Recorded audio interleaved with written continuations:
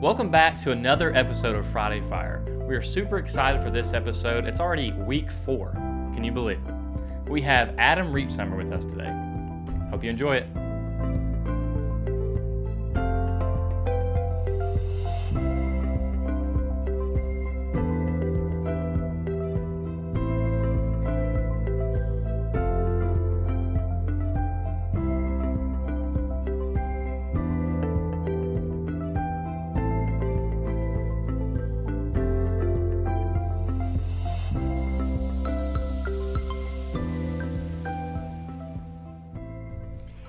This week, with doing Friday Fire, I liked how Jamie took a spin on it with something he was interested in.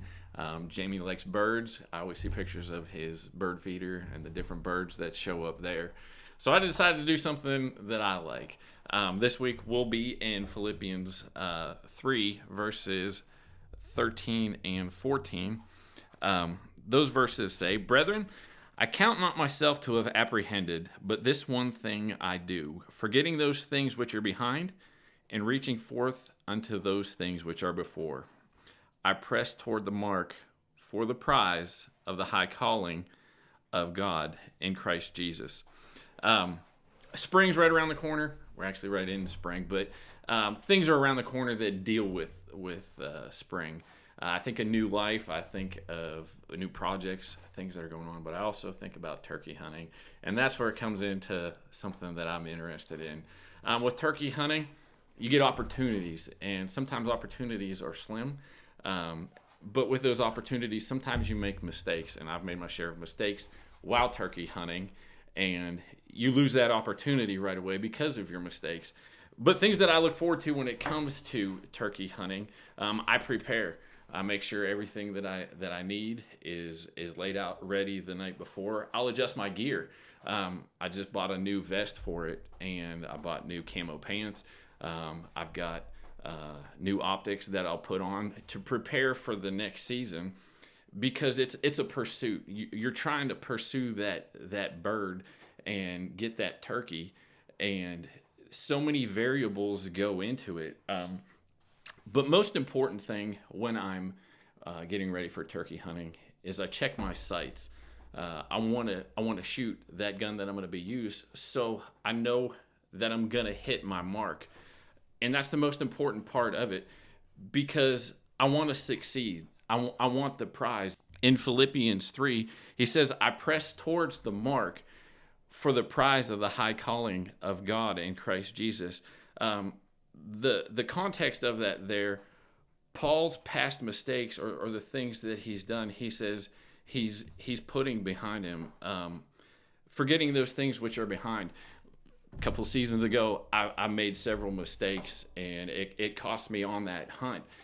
Paul made mistakes in his life and through his Christian walk, and he says, I'm putting those things behind me, and forgetting those things which are behind, he says in verse 13, reaching forth unto those things which are before, I press towards the mark. He knew what his mark was that he wanted to hit, and that was the prize of the high calling of God.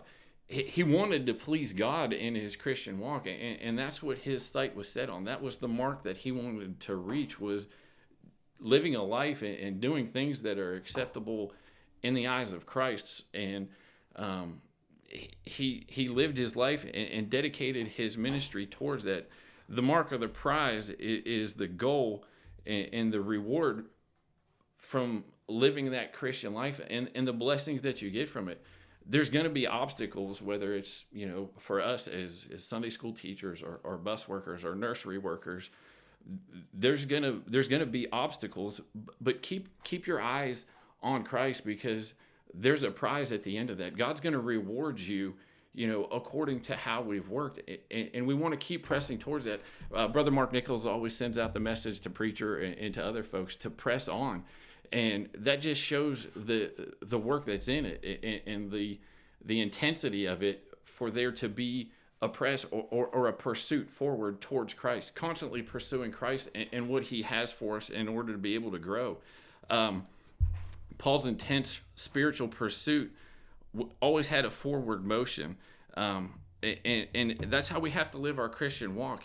I think of Elijah. If you go into 2 Kings 2, verses 9 through 10, it says, "And it came to pass when they were gone over, that Elijah said unto Elisha, Ask what I shall do for thee, before I be taken away from thee. And Elisha said, I pray thee, let a double portion of thy spirit be upon me.